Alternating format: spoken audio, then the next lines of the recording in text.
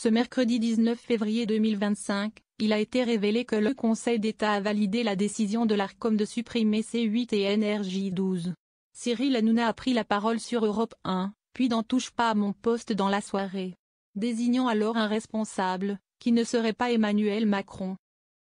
Ce mercredi 19 février 2025, il a été révélé que le Conseil d'État a validé la décision de l'Arcom de supprimer C8 et NRJ12, qui disparaîtront à partir du samedi 1er mars.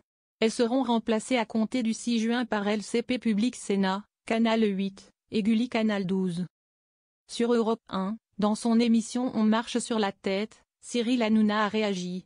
Si est-il une bêtise, a-t-il regretté, puis d'ajouter ceci, en ce qui concerne son avenir ainsi que celui de TPMP, ça me fait de la peine de dire ça, mais on risque de me voir encore plus qu'avant. Si est-il ça qui est fou. J'ai encore plus de propositions qu'avant. Donc là, mon seul objectif est clair, continuer à faire une autre émission ou la même. On va continuer. Maintenant, le truc si est de garder les mêmes équipes, tous ceux qui ont fait le succès de mon émission et de leur émission. Mais sinon pour le reste, zéro surprise. On avait déjà anticipé, on est déjà en train de travailler sur des alternatives très bien avancées avec plusieurs groupes audiovisuels. Dans la soirée, dans Touche pas à mon poste, il a donné son avis concernant cette décision qu'il qualifie de politique, effectuant alors son mea culpa envers Emmanuel Macron, dont il ne comprenait pas la non-réaction suite à cette mesure prise par l'Arcom. De ce que je sais, Emmanuel Macron n'était pas au courant. Il ne s'est pas occupé du dossier.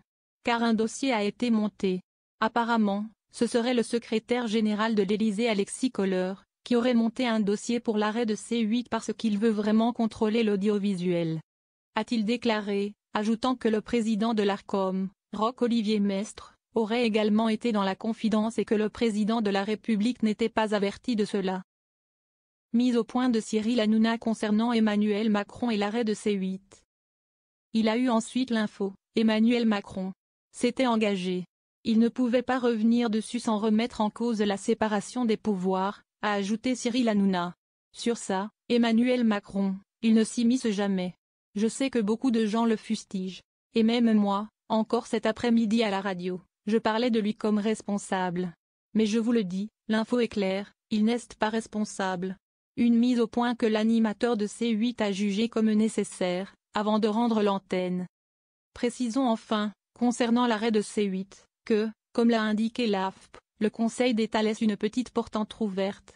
Il demande à l'Arcom d'étudier la possibilité d'un nouvel appel à candidature pour 4 fréquences qui seront vacantes à partir de juin. Ce qui, en théorie, pourrait permettre à C8 et NRJ12 de postuler à nouveau.